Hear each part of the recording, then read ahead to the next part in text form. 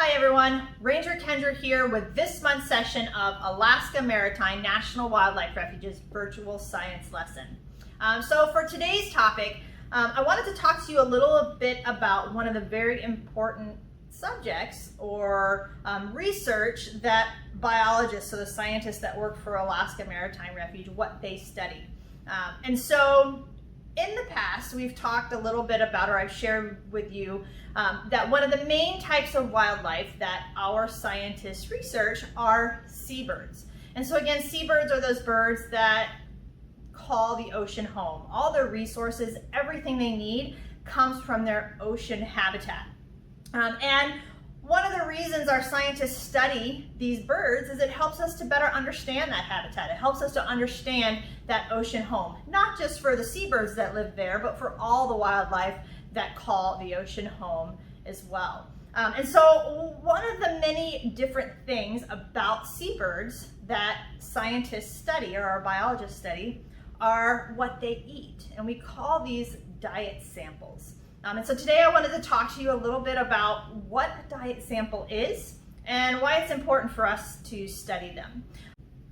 And so when we look at seabirds, there's many different species or types that live in the ocean. And each of those different species or different types of seabirds are catching different types of prey. So they're catching different things in the ocean, and even from, depending on the species, they're catching them from different depths as well. And so scientists want to know what these birds are eating, not just one species, but they want to know what all the different types of seabirds are eating, because it really gives us kind of this really great snapshot, or this view or understanding of the ocean food web.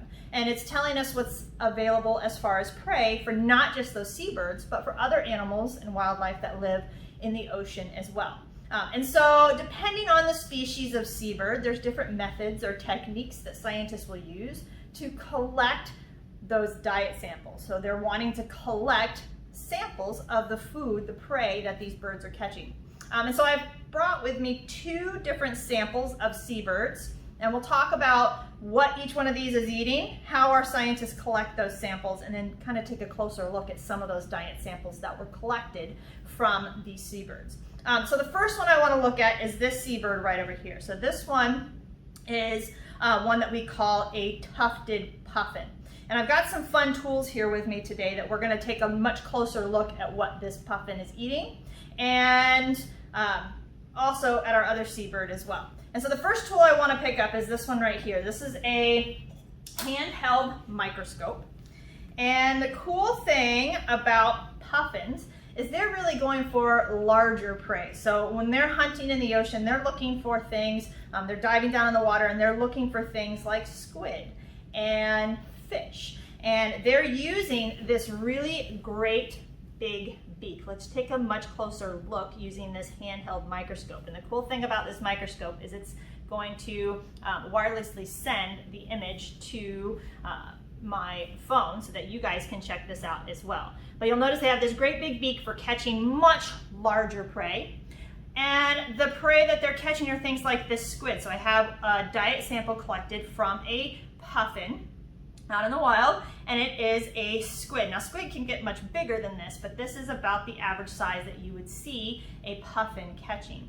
And you'll see that he's got his tentacle there with his suction cups as well, and his two great big eyes. And then one of the main ways that the scientists will catch or take these diet samples to know what these puffins are eating, what kind of squid and fish that they're eating, there's really two techniques that they'll use. One of them is actually putting motion detection cameras at the entrance of their burrows, so that as the puffin walks in with a mouthful of prey to bring to its chick inside the burrow, the video or the camera will take a quick video, and then scientists can review that and try to identify what they were eating.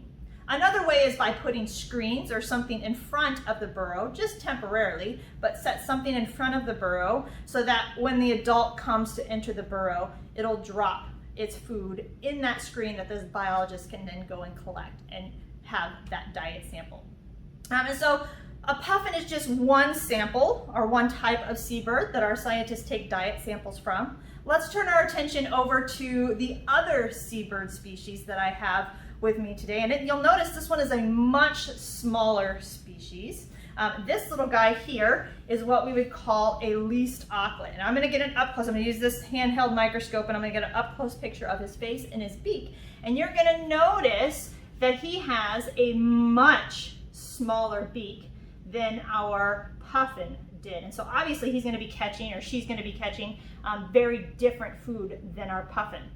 And I actually have some diet samples here that were collected by our biologist on the Refuge from our least auklets. And least auklets, really, they're going for food like zooplankton. And so zooplankton are those teeny tiny animals that are floating around in the ocean. And so they're catching very, very small prey, which is also prey that's pretty important to lots of other types of wildlife in the ocean as well.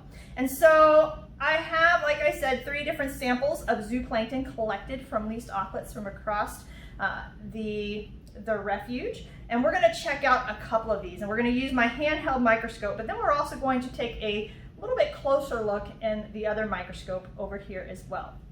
And so we're going to empty this into my Petri dish. And so this particular sample came from St. George Island.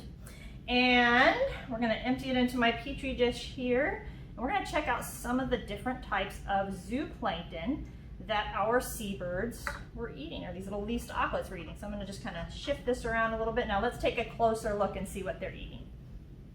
And you'll notice there's all different types of species of zooplankton in here. And again, we're going to take a little bit closer look at it in just a moment and see if we can identify any of these.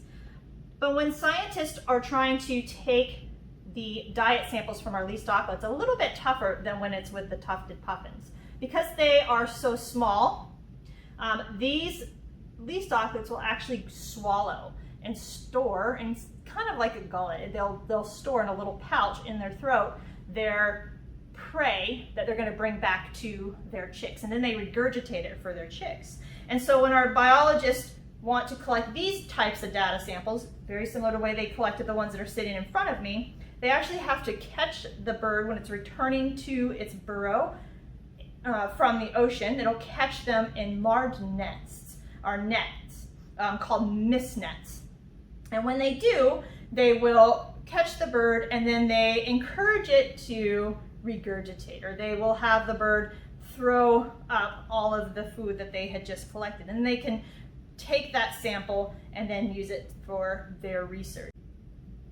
And when they do this, they are specially trained to have as little bit of impact on the bird as possible. So they try not to stress them out too much. All right, so now that we've looked a little bit closely at this sample of our least auklet diet, let's check it out in our much larger microscope over here. I'm going to put my little pen microscope back. We're all done with that one. And we're going to move, let's set our Petri dish right up here. And let's take a look at what our little least auklets were eating on. Got what's in here. Here's some actually algae. There are some copepods that the birds ate. The copepod's a type of crustacean. A lot of times you can see they have those long antennae. Let's see what else is in this thing. Here we have, here's an amphipod, which is another form of crustacean, another amphipod. And some crab larvae. We have lots of crab larvae in different stages. That's interesting. Here's a tick. So this was probably a tick that the bird swallowed from preening itself or taking care of its feathers. It's an auklet tick, not something it probably found in the ocean. More crab larvae in different stages. Lots of crab larvae and some more amphipods. Lots of different types of species of crustaceans in this sample. And there is a parasitic worm that the bird probably had, also known as a nematode. Some more amphipods, more crab larvae. And through here, they really seem to like that crab larva. And then here's a really nice copepod with those long antennae. All right, so super cool. You'll notice that there's lots of different types of foods that our zooplankton that our least auklets are feeding on. And what's cool about it is scientists can collect these from different locations within the refuge. And not only are they learning what types of zooplankton these birds are eating, but they also get a better idea of what's available in the ocean in that area. Because one type of prey may be more readily available near the Pribilofs, whereas there's a very different type of prey that's available down in an island along the Aleutian chain. So it gives them this good picture of the ocean food web within this area and what foods and prey animals are available, or prey species are available for the different types of wildlife that live there.